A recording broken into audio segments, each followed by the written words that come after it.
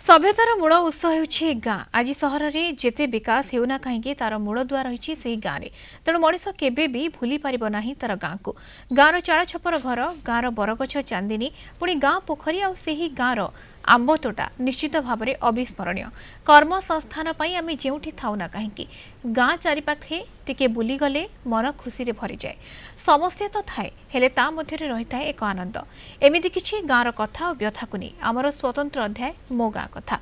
आज जिबा गंजाम जिला सानखेमुंडी ब्लॉक तिलेश्वर गाँ को जानिबा गाँ विषय अनेक तथ्य।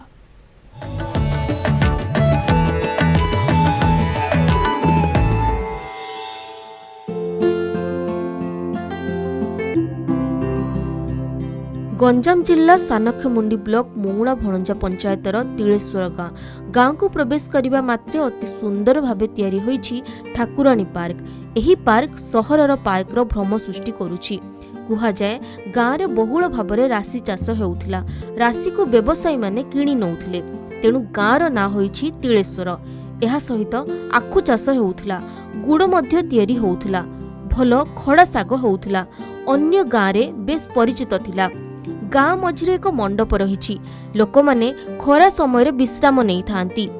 झिकर तैयारी होइथिला, एबे छात पड़िछि, जोंथिपाई खुशी प्रकाश करिसेंती ग्रामवासी।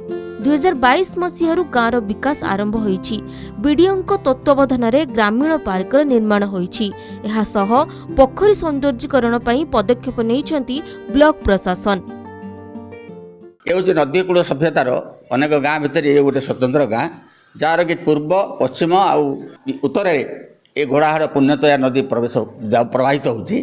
से नदीर अववाहिकार ये उर्वर जमी एथिरे तल दिने लोके कहती जे प्रचुर परिमाण रे तिल चाष, तिल अर्थात राशि, ये भाया राशि एमती राशि चाष हुए जे जारू तिलू बहुत तैल अंश बेसी बाहर ये गाँव राशि अन्य पाखापाखि जो बेपारी मैंने एमती तेली लोक मैंने आसी ये गाँव तिल को राशि को अधिक चढ़ा दर से किणी नियंती। से तिलर शब्द सहित ईश्वर युक्त होकर तिलेश्वर नामकरण होती मो पूर्व पिलादिने शुणी। आम गाँ गोटे ऐतिहासिक गाँ। ये गाँ प्रायतः आम अनुमानिक 500 ରୁ 700 वर्ष तलर गाँ। नदी कूलिया गाँ।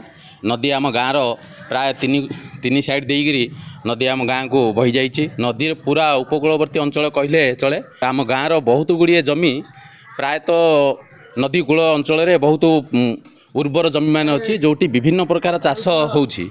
आउ आम गाँव एठी तिलेश्वर रे साधारणतः आखु कहले आमर खंडमंडल रे प्रायतः बहुत प्रसिद्ध थिला। बहुत समय गाँर दुई मुंडे दुईटी टोटार आगे शाल बसुला। आखु शाल बोली कहवा आखु को घरना पेढ़ी आ गुड़ तैयारी करते। से गुड़ को लेकिन गाँ लोक मैंने शगड़ द्वारा विभिन्न गाँ को बिकुले। से समय आर्थिक परिस्थिति गाँर बहुत भल थिला। आगर झिकर घर माटीर ये दलाण होता झिकर होता एते दुखर भी चलुलु सुखरे एबे सुख चलती माटी माटी उदार हेलु सरकार तरफ सब पिला भल हेले आम पत्र पढ़ा पढ़ी गले पुराण चर्चा चलता। आगे आगठू पुराण चर्चा चलता। बसा उठा होते गाँव भाई बंधु 2022 ठू गोटे गोटे गोल्डन एरा बोली तिलेश्वर कहुव। 2022 पर बहुत किसी प्रोग्राम सहित गाँव में जहाँ जहाँ न्यूनतम आवश्यक अच्छे ता उपरे कार्यक्रम चली जो थी कि आमर सानखेमुंडी ब्लॉक बीडीओ सार जितेंद्र मिश्र तार संपूर्ण दायित्व नहीं सहित युवगोष्ठी एवं गाँव समस्ते वरिष्ठ शिक्षाविद समस्ते मिसिक आपको सफल करने लगी। गाँव में 30टी एसएसजी ग्रुप रही। सेथिरु अनेक किछि कार्य करी रोजगार करि पारुछंती। तिलेश्वर गाँवर 2टी वार्डर मोट 290 परिवार रहुछंती। 3टी पोखरी, 6टी नलकूଅ, गोटे उन्नत प्राथमिक विद्यालय, 2टी अंगनवाड़ी केन्द्र एवं 5टी मठ मंदिर रही। वसुधा योजना रे लोकों को मिल पारुछि पानीय जल। छोटिया गाँ होइथिले मध्य शिक्षा पई लोके सचेतन। अनेक लोक पाठ पढ़ी चाकरी करुछंती। किछि युवक गाँ रे रही रोजगार करिबा पई अंटा भिडिछंती। एपरि अनेक विकास को नहीं गाँर गुरुत्व बढ़िछि। केवल किछि अंचल रे जलसेचन पहुंची नथिबा कहिछंती ग्रामवासी। आम गाँव में उन्नति गाँ है ना सब इमती गढ़ा है। ଆଉ ଆମେ ସବୁ ପଇସା ପତ୍ର ନୁହଁ ଆଣିକିରି ପତ୍ର ସିଲଉଛୁ, ମେସିନ୍ ସିଲେଇଛୁ।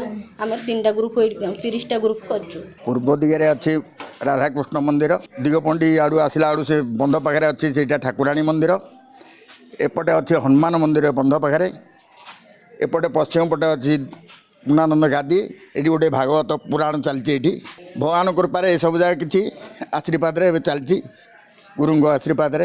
ହରେ କୃଷ୍ଣ ରାତି ପାଇଲେ ହୁଏ, ଅମଙ୍ଗଳାଳିତି ହୁଏ, ସନ୍ଧ୍ୟାରେ ହୁଏ, ତାପରେ ଏଠି ଭାଗବତ ସବୁବେଳେ ଚାଲେ।